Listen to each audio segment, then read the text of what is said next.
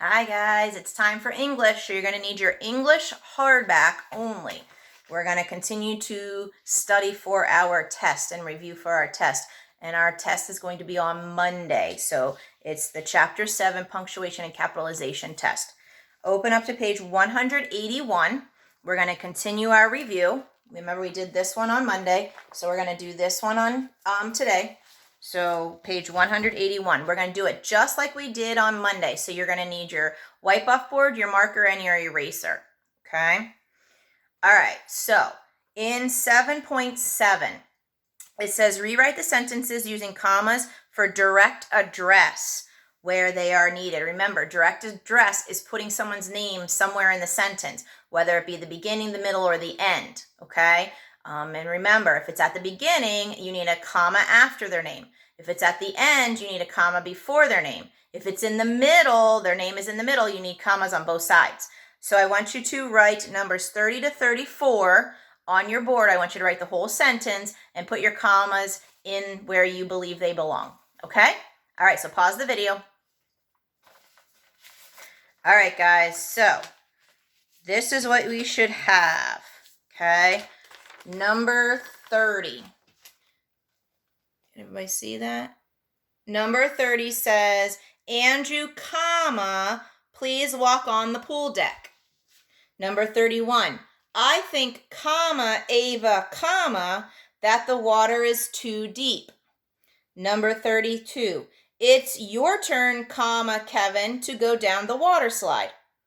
Number 33, be careful on the stairs, comma, Liz. And number 34, watch your step, comma, Joe. All right, so make sure that your commas are in the right spot. All right, 7.8. 7.8, rewrite the compound sentences adding commas where they are needed. So right now they're written incorrectly because the commas are missing. And remember, when we take two complete sentences and put them together with a conjunction like and, or, but, or so, we need a comma in there right before the conjunction, okay? So I want you to do numbers 35 to 39. You have to write the whole sentence, okay? And pause the video and come back when you're done. Okay, so you should have there's something in my eye, feels like it. You should have 35 to 39 done. So here's their answers. Now follow along as I go over them. Number 35, Kate ate spaghetti, comma, and she spilled some on her shirt. Number 36, she wiped the shirt with a napkin, comma, but it made the mess worse.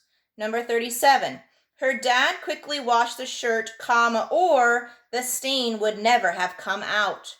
Number 38, Kate went shopping, comma, and she bought a new shirt. And 39, Kate still eats spaghetti, comma, but she's more careful now. So there are your answers for up to 39. Okay. Make sure you put the comma in the right spot. If not, make sure you understand why. All right, 7.9. Rewrite the sentences adding apostrophes where they are needed, then tell whether each apostrophe is used to show possession or form a contraction. So this is what you have to do. For this section, you just have to find the word that needs the apostrophe. You need to write the word that needs the apostrophe, write it correctly, and then after it, either write possession or contraction, whatever it is. Okay, pause the video. All right, number 40. Okay, here are the answers. Number 40. People aren't the only ones who get sick. So aren't should be spelled A-R-E-N apostrophe T, and it should be contraction.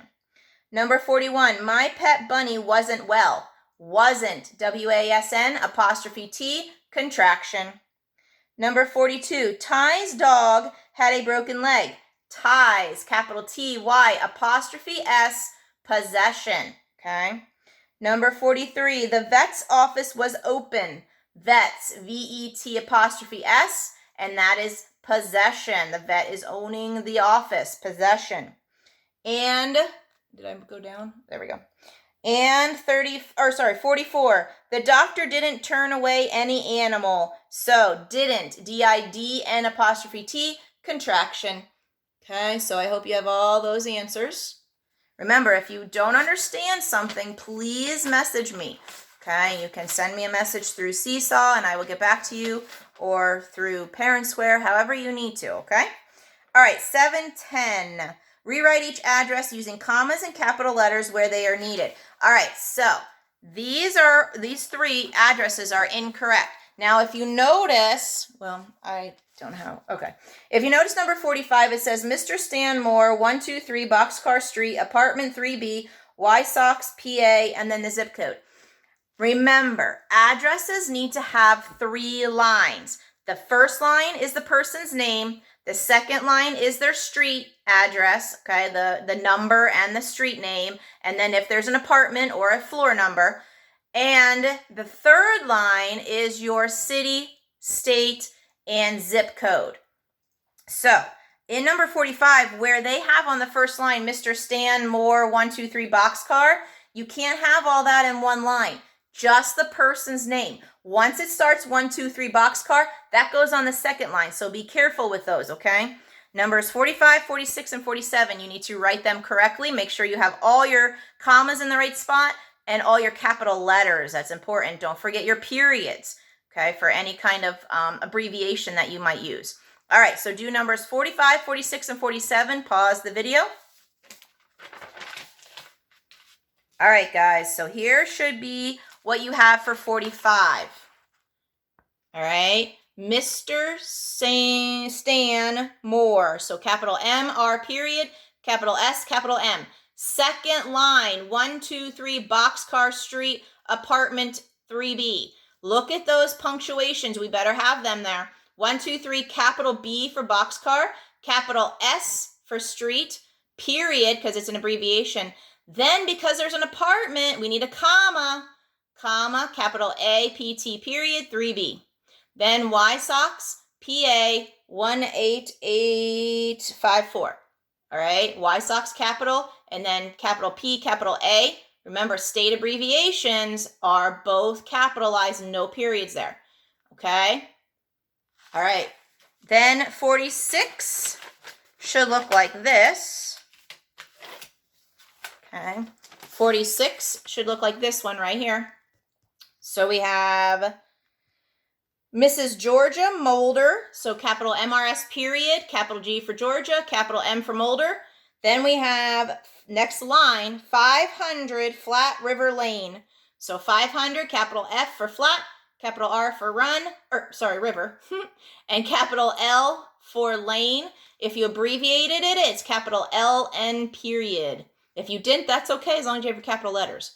And then we have Pickering, Ohio, 43147. So capital P for Pickering, comma, capital O, capital H, and then your zip code. Okay? And number 47 should look like this. Number 47 should look like that. So it is Ms. Maria E. Garcia. So capital MS period, capital M for Maria, capital E period, that's her abbreviation for her middle name, and then capital G for Garcia. And then on the next line, 34, capital W period for West, capital O for Oak, capital AVE for Avenue, period after that E, because it's an abbreviation. Then on the third line, Ann Arbor, Michigan, 48103. So capital A for Ann, capital A for Arbor, comma, capital M, capital I, and then the zip code. Okay? All right. So that's that for 7.10. Then we go down to the last section. So we have to rewrite each sentence, adding quotation marks and commas where they are needed. So you need to write the sentences over again. Make sure you have your quotation marks in whatever the person is saying. So they go around what the person's saying, not around the person who's talking, around the person who's saying.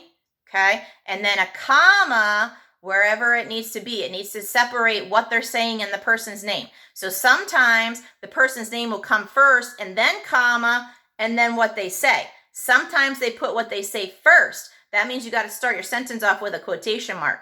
Okay? So what they say, then comma, then who said it. Okay? All right, so take a look at 48 to 52. Write them on your wipe-off board and turn on your video when you're ready. All right, guys, so here we go. I'm going to show you what they look like, and then I'll read them to you. All right, so 48 says, Mr. Davis said, comma, quotation mark, I grew up on a farm, period, quotation mark. So pay close attention where those quotation marks are. And that comma, separating what Mr. Davis is saying between what he's saying and who said it. Okay, there's your comma. Quotation marks around it exactly what he says. Number 49. All right, this is an example of what they say comes first. We need to say, we don't say the quotation, sorry. Quotation, we grew corn, comma, quotation mark, he continued. So quotation mark has to start my sentence for 49. We grew corn, comma, quotation mark, he continued. Number 50. Here's another example of the same thing. We got to start off with a quotation mark. Quotation mark, tell me if you have a story to share about a farm, comma, quotation mark, the teacher said. Okay. Number 51. Another example of this one. Quotation mark, my grandparents have a farm in Iowa, comma, quotation mark, Lena said, or Lena said. And number 52. She exclaimed, comma, quotation mark, they wake me up at 4 a.m. to milk the cows, exclamation point, quotation mark. Oops. I guess you weren't seeing that one. There you go. All right. So make sure you understand where the quotation marks are, where the commas are. That's going to be on a test. You're going to have to do that on Monday, okay? Again, if you have any questions, please let me know. All right. So test again Monday. Okay, guys? All right. Have a great day. Bye.